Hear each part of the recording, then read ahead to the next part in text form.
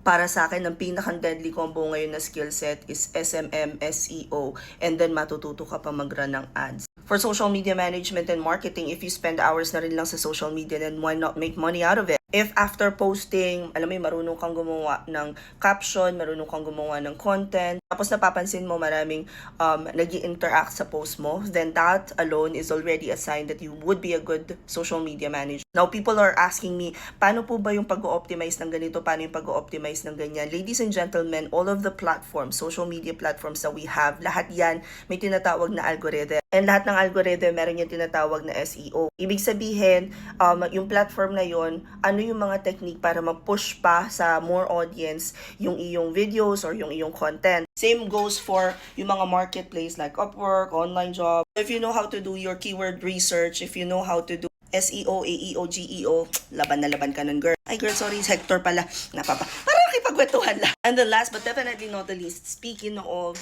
knowing how to check on keywords na pakak at palong-palo, then running ads would be the best way to go. You see, nasabi ko na to before, but virtual assistants, freelancing, it's not really beginner friendly. So next question dyan, ano po ba yung malaki ang sahod na mention ko? Ngayon, ang question na lang dyan na kasunod is, ano ba yung service na gusto mong i-offer as a virtual assistant? Each of the skill set that I mentioned, SMM, SEO, and PPC media buying, iba-ibang brain powers na ginagamit dyan. Pero ang pinakang common nila is knowing who the audience is, and so as virtual assistants, we have to know sino ba talaga yung target client natin, tapos kung ano yung service na kaya natin i-offer. I hope this provides a little more clarity sa mga curious ano nga ba yung magandang pag-aralan ngayon as a virtual assistant. I-comment nyo nga dito kung ano yung parang tina-target ninyo na i-offer na service. And let's see, perhaps pwede ko kayong bigyan ng free tutorials or bigyan ko kayo ng guides, saan kayo pupunta, kakanan ba kayo, kakaliwa, step 1, step 2, ganon. Also, comment any questions you guys have about working from home and follow from or work from home chismis. Bye!